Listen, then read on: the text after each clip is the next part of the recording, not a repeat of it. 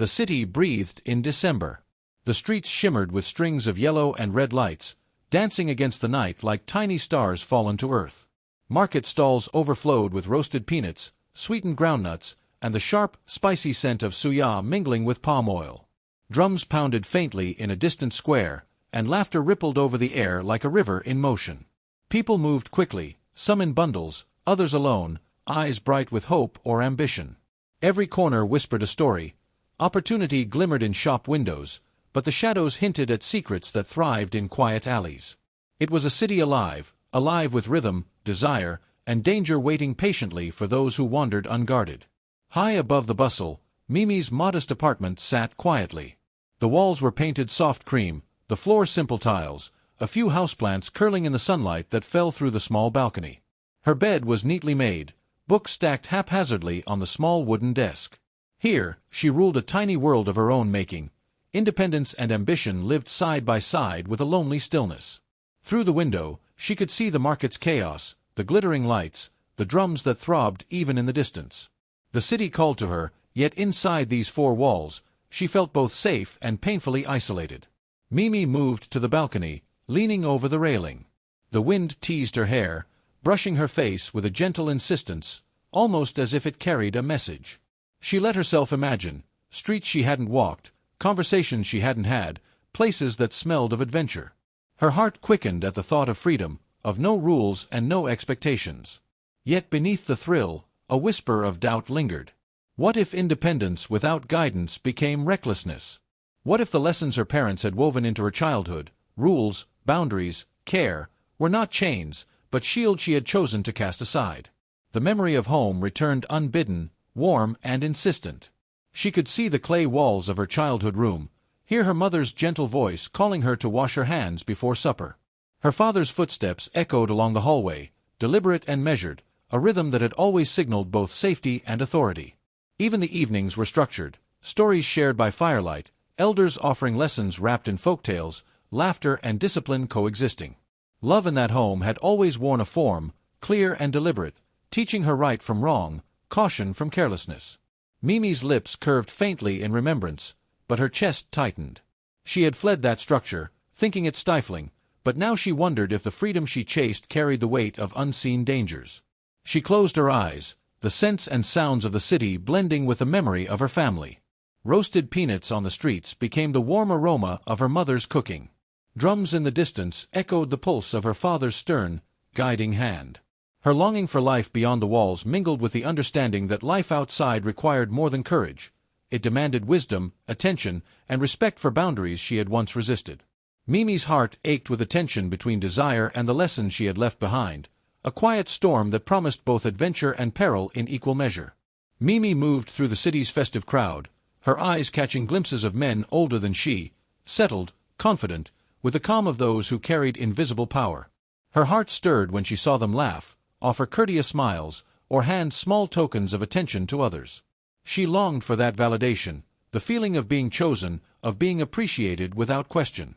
Each glance, each smile, seemed to whisper, "You are worthy." Yet beneath the desire, a quiet tension lingered. In her mind, she knew the boundaries of tradition. Marriage was sacred, a covenant not to be broken. And yet, the allure of comfort, attention, and soft power proved irresistible. The city hummed with opportunity and moral compromise alike, and Mimi, seeking her place in the world, stepped carefully along that thin line. Gabby appeared quietly, unassuming yet undeniably present. Unlike the others who rushed to impress or flaunt wealth, he spoke softly, with a patience that demanded attention. He would ask after her day, laugh in measured moments, and disappear when she needed space. One afternoon, he sent a small gift without announcement, a token of care without expectation. "You should rest," he said once, his voice low, calm, like water flowing over smooth stones. "No need to explain yourself to anyone." His presence was comforting yet dangerous, a reminder that freedom without boundaries could still seduce the wary heart. He embodied both the ease she sought and the peril she did not yet understand. Esther entered their world with warmth that seemed effortless. She greeted Mimi with a smile, her hands steady and inviting. "Welcome, our girl," she said, her voice carrying the rhythm of a seasoned storyteller, acknowledging Mimi not as an outsider, but as someone to be seen and held. She complimented Mimi's dress, admired the shine of her skin, and joked lightly about Gabby's particular tastes.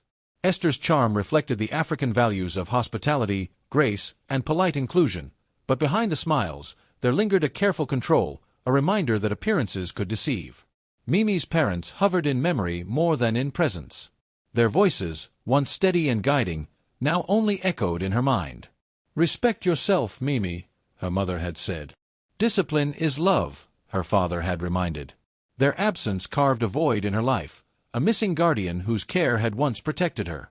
That moral shadow lingered over her choices, and though she tried to ignore it, she felt it pressing softly against her conscience whenever she stepped toward comfort without caution. She shook her head, trying to silence the old lessons, but the city and its subtle dangers whispered constantly. She craved the warmth, the attention, the feeling of being chosen, but she did not yet understand that in African tales, desire often dances hand in hand with consequence, and the missing watchful eyes of guardians can turn freedom into a perilous path. The streets of the city shimmered with December lights, and drums from distant corners echoed through the narrow alleys. Shadows stretched long across the stalls where roasted peanuts and spiced meats filled the air with warmth and promise. Mimi moved through the throng, feeling both the excitement of life and the subtle chill of unseen eyes. Each laugh, each glance, each whispered conversation seemed to pull her closer to a world she had longed for, yet could never fully understand. Her heart thumped with anticipation as she passed a group of older men, settled and confident, their eyes briefly meeting hers. A small voice inside whispered, "This is what you seek. Recognition. Choice. Power." But another softer voice reminded her of her parents' words, "Discipline is love, child. Do not mistake freedom for carelessness." Mimi shook her head, dismissing the warning. "I am free," she whispered, the words tasting sweet against her lips. And so, she stepped deeper into the web of pleasure, unaware of the thin line she was treading. At a lively gathering that evening, laughter spilled into the night air, glasses clinked, and music swelled like a river. Mimi danced in her new clothes, the shimmer of the fabric reflecting the golden light around her. Older men approached with gentle words and soft smiles. "You are remarkable," one said, handing her a small gift wrapped in bright paper. She felt warmth spread through her chest, an intoxicating mix of pride and belonging. Each token, each compliment, seemed to affirm her choice to abandon the strictures of her past. Yet, in quiet moments, when the laughter faded and the city's shadows deepened, she felt a prickle of doubt. A flicker of memory, her mother's hand smoothing her hair, her father's calm voice reminding her of right and wrong. She swallowed the unease and pressed on. The city promised indulgence, and Mimi was eager to taste it fully. By the following week, small gifts arrived with subtle regularity, expensive hair treatments, quiet transfers of money, meals delivered without fuss. Each gesture made her feel chosen, valued, powerful. But beneath the shimmer, a small unease grew. Her parents' lessons whispered in the corners of her mind. Not every gift is love. Not every warmth is safe. The tension was sharp but easily dismissed when weighed against attention, admiration, and the thrill of her newfound freedom. Yet the city had begun to murmur around her.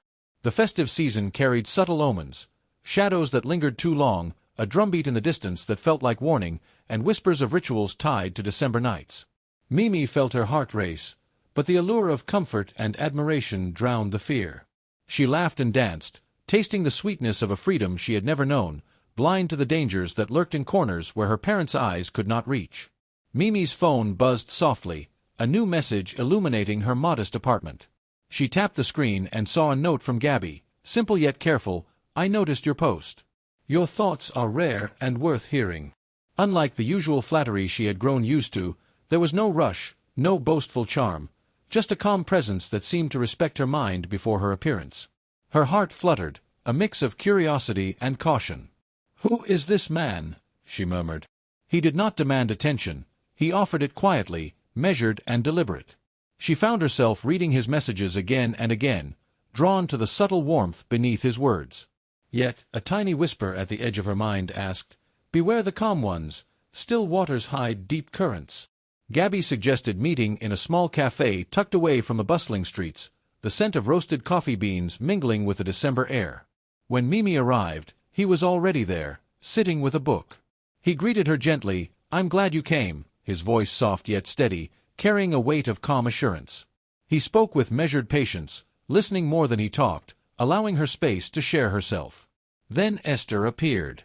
She smiled warmly, her movements graceful, her voice melodic.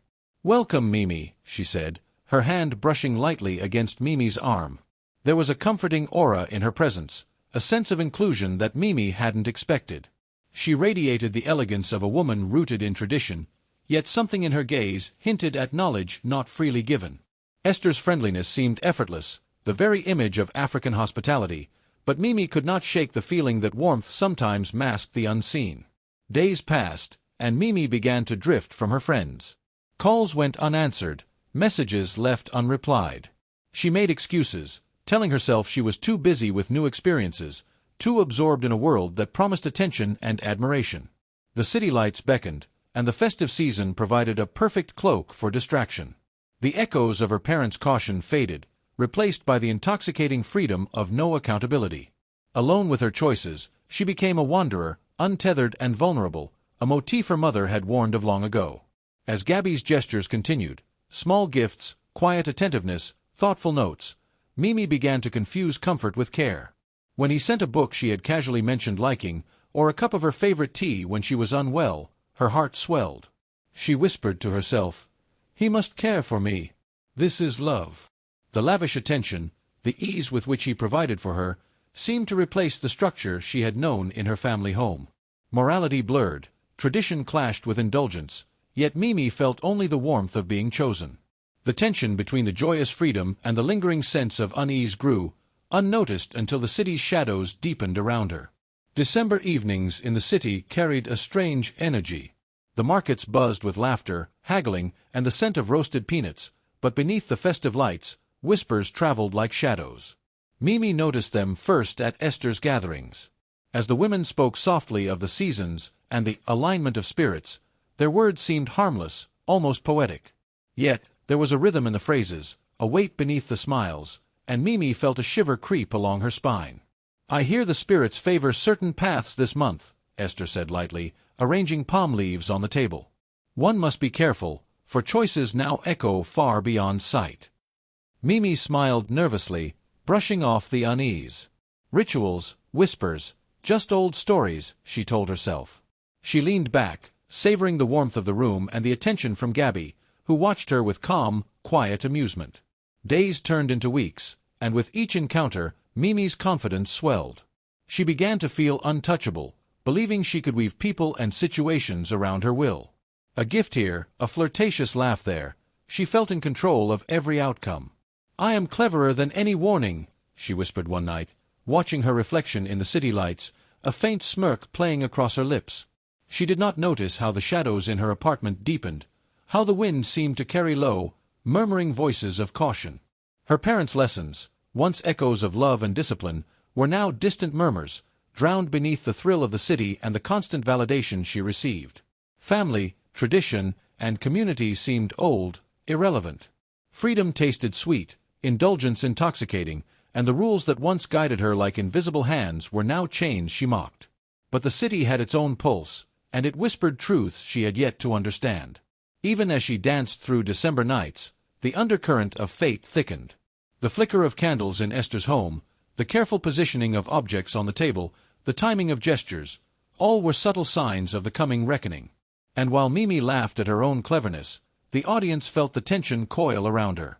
African tales spoke in symbols, and every shadow, every whispered word, warned of consequences that only the brave or foolish would soon face.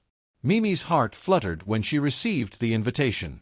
The card, embossed with gold and tied with a crimson ribbon, seemed to promise warmth and belonging. "A place where I am chosen," she thought, her chest swelling with anticipation. It was Christmas, yet the city's chill seemed to vanish as she made her way to Gabby and Esther's home, following streets alive with flickering lights and the distant hum of drums. Upon arrival, she was greeted by a blaze of festive colors. Palm fronds adorned the doorways, oil lamps cast gentle shadows, and the scent of jollof rice and roasted yam filled the air. Children's laughter mingled with the rhythmic tapping of drums, and Mimi felt an unusual comfort, a sense of being welcomed into a family she had never known. Gabby's quiet smile reassured her, while Esther's laughter sounded like a song she had once heard in her mother's courtyard. "Welcome, Mimi," Esther said, placing a small hand on hers. "You are part of us tonight." The words, soft and inviting, made Mimi's chest tighten with a mixture of gratitude and desire. She followed them inside, taking in the flickering firelight that danced across the walls, highlighting ritualistic gestures, a carefully placed bowl of water, a sprig of palm, prayers whispered under breath. Every movement seemed deliberate, charged with meaning. Hours passed as she joined in the festive preparations. Gabby guided her hand while arranging food, Esther's voice recited blessings, and the drums echoed in the courtyard. The warmth of inclusion wrapped around Mimi, almost drowning the faint, nagging unease she could not yet name. She was part of something larger than herself, yet the shadows in the corners of the room seemed to twist with intent, unnoticed by her but felt by the audience. Then subtle changes emerged. "Your phones," Gabby said quietly, extending his hand. "It is for the evening only." Mimi hesitated, but the weight of the moment and the expectation of participation silenced her objections. She handed over her phone, feeling a flicker of uncertainty. Instructions became sharper, movements more deliberate, and the gentle smiles of the evening hardened into calm, measured gazes. She was being guided, yet she did not know toward what. Finally, the polished coffin appeared. Dark wood gleamed beneath the firelight, carved with intricate symbols that seemed older than the city itself. Mimi froze. Her pulse raced. What is this?" she stammered. Esther's serene smile remained, her voice soft but firm. "It is a reminder. Every choice carries weight, every path leads somewhere. Tonight is sacred." The audience, attuned to the rhythms of African tales, felt the chill of moral reckoning seep into the warmth of the festive room.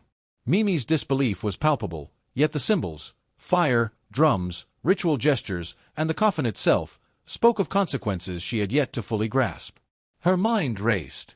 Could this be danger? Or was it part of the celebration? But the subtle tension in the air told another story, one of justice, fate, and the cost of freedom misused. And in that moment, the warmth that had welcomed her now transformed into a delicate, suspenseful trap, binding her to a lesson older than any city street, older than herself. Mimi's laughter, which had once floated freely in the warm glow of the firelight, now caught in her throat. She moved slowly, almost hesitantly, as the shadows of Gabby and Esther stretched across the walls. Something in the measured silence unsettled her. The drums that had welcomed her arrival were gone, replaced by a hollow quiet, broken only by the occasional rustle of fabric as Esther moved through the room. Mimi's chest tightened. This is not a celebration, she thought. Something is wrong. Her eyes darted around, noting subtle signs. The doors were firmly closed, the windows latched, the glow of firelight casting unfamiliar angles across the polished wooden floors.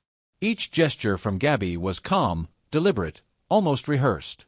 Esther's smile no longer felt like warmth, it felt like judgment. I should go," Mimi murmured, taking a cautious step toward the door. Gabby blocked her path, his tall frame steady, voice soft yet firm. "Not yet, Mimi. Sit. You must understand." Panic surged. She backed away, her mind racing. Every corner seemed to close in, every sound of the house, creaking floorboards, distant chimes of the ceremonial bell, stirred dread in her heart. Mimi's pulse thundered in her ears. "I have misjudged everything. I thought I was free. I thought this was love." She darted toward the door again, hoping to slip past, but Gabby's hand caught her wrist. The grip was gentle yet unyielding. "No, Mimi. Not yet." Esther's presence now loomed. "Freedom taken without wisdom invites danger," she said, her voice calm, almost melodic, yet carrying the weight of inevitability. She raised her hand and struck lightly across Mimi's shoulders, not to harm, but to impress the weight of cosmic justice. The strike was ceremonial, rhythmic, echoing lessons older than the city itself. Mimi stumbled back, trembling. Her eyes filled with tears, not just of fear but of understanding. "I have ignored the guidance I never truly valued. I have sought pleasure without respect. And now." Gabby's gaze was steady, unwavering. "Every choice carries a path. Tonight, you see the road you have walked." Alone in that room, separated from the city lights and the festive cheer outside, Mimi felt the full measure of isolation. The warmth that had lulled her now felt distant and unreachable. She realized the truth of her parents' teachings. the wisdom of ancestors, and the consequences of straying from moral boundaries. Her heart pounded, her breath shallow, yet within her terror, a lesson took root. Every gesture, every measured action of Gabby and Esther spoke of consequences far larger than punishment, of balance, justice, and the sacredness of choice. Mimi understood, perhaps too late, that the freedom she had cherished was never meant to exist outside responsibility. And in that room, dimly lit by flickering firelight, the weight of her actions settled upon her, a silent but profound reckoning that only African tales could teach. Mimi sat in the dim room, her body trembling, her hands clutching the edge of the chair as though it could anchor her to life. Her mind raced, each thought colliding with the echoes of her choices. She had sought freedom, pleasure, and validation, and yet here she was, facing the stark truth. Indulgence without wisdom had led her to the edge of destruction. I thought I was free," she whispered, voice breaking. "I thought I could do as I pleased." A shadow of realization passed across her eyes. The freedom she had cherished was never without price. The elders' words she had ignored, the lessons of parents, of tradition, of the unseen spirits guiding her path, resurfaced like a tide too late to resist. "Every path has its consequences," she muttered, recalling her mother's voice, stern yet gentle, warning her against choices made in haste and desire. Outside, the city was quiet under the heavy December sky. But within its veins, whispers traveled, stories of other girls, other nights, other dangers. The authorities, guided by fragments of truth left behind like breadcrumbs, pieced together a pattern that had repeated every year. December 31st carried shadows, each ritualistic act leaving subtle signs that only the wise or the observant could follow. Detectives moved with silent precision, uncovering clues etched in hushed conversations, faint notes in cafes, and the faint remnants of ceremonial markings forgotten by time. Each discovery painted a chilling portrait, a cycle of manipulation, exploitation, and the perverse targeting of young women drawn away from guidance and into peril. Gabby and Esther, unaware of the growing net around them, carried themselves with the same calm confidence that had ensnared Mimi. But the law, like fate itself, did not miss. They were taken quietly, without spectacle, their deeds exposed not in the glare of public shame, but in the solemn, unyielding language of justice. Under questioning, their composure cracked. Confessions spilled forth, detailing the annual hunt for those isolated by ambition or rebellion. Each story linked directly to the moral lesson: freedom without accountability, indulgence without awareness, and disregard for community and tradition carried consequences far beyond the self. The authorities listened, recording each word as a testament to the unseen order that governs life, the invisible hand of fate that balances indulgence with justice. Mimi, shivering and silent, understood fully for the first time. The warmth she had chased, the gifts, the attention, the false safety, they had been illusions. What remained was the stark reality of choice, consequence, and the moral threads that connect every action in the tapestry of life. In African tales, it was never just about fear. It was about learning, understanding, and carrying forward the wisdom of the past, etched in blood, shadow, and remembrance. Mimi lay still, the cold weight of reality pressing against her chest. The vibrant dreams of freedom and indulgence that had once colored her days now seemed like cruel illusions, fading into the shadows that had stalked her every choice. Her life, once brimming with laughter and restless energy, had ended in silence, a silence that spoke louder than any celebration or festive song. This is how it ends," she whispered, barely audible, as if testing the cruel truth of her fate. "For all I wanted was to live, to be free." Outside, the city moved on, unaware of the moral reckoning that had taken place behind closed doors. The festive lights of December flickered against the cold night, as if winking knowingly at the lessons woven through Mimi's life. Her misused freedom, her neglect of guidance, and her indulgence in desires without accountability had exacted the ultimate price. Hours later, her parents arrived, faces etched with grief and disbelief. The warmth and discipline that had once guided Mimi through childhood now met the void her choices had created. Her mother's hands trembled as she reached for her daughter, only to be met with the emptiness of loss. "Oh, my child," her father murmured, voice breaking. "All the warnings, all the lessons, too late for you." Their sorrow was deep, a mirror of the love they had always offered, and a testament to the protective power of guidance. In African stories, such grief is both personal and communal, reminding all who witness it of the value of discipline and the peril of ignoring ancestral wisdom. The authorities and community elders gathered quietly, their faces solemn. They spoke of justice served, of the pattern of wrongdoing finally unveiled, and of the balance restored. Gabby and Esther faced the consequences of their deliberate cruelty, their arrogance overturned by law and fate. The community, once shadowed by fear, now breathed in a sense of moral equilibrium. From the shadows of tragedy rose lessons that resonated far beyond Mimi's own story. Boundaries are safeguards, discipline is protection, and parental guidance is a shield against unseen dangers. In the stillness of the aftermath, these truths echoed through the city streets and homes alike. Mimi's story, tragic though it was, became a cautionary tale for others. Children, young women, and even those who had strayed from tradition listened and learned that freedom is not absence of rules but the wisdom to act within them. Love without understanding, indulgence without responsibility, and rebellion without awareness, all carry costs, sometimes irreversible. And so, as the festive season drew to a close, the lights shone not just for celebration, but as symbols of reflection, reminding all that cultural wisdom and societal guidance are gifts meant to protect, not to restrict. In African tales, life's lessons are never forgotten.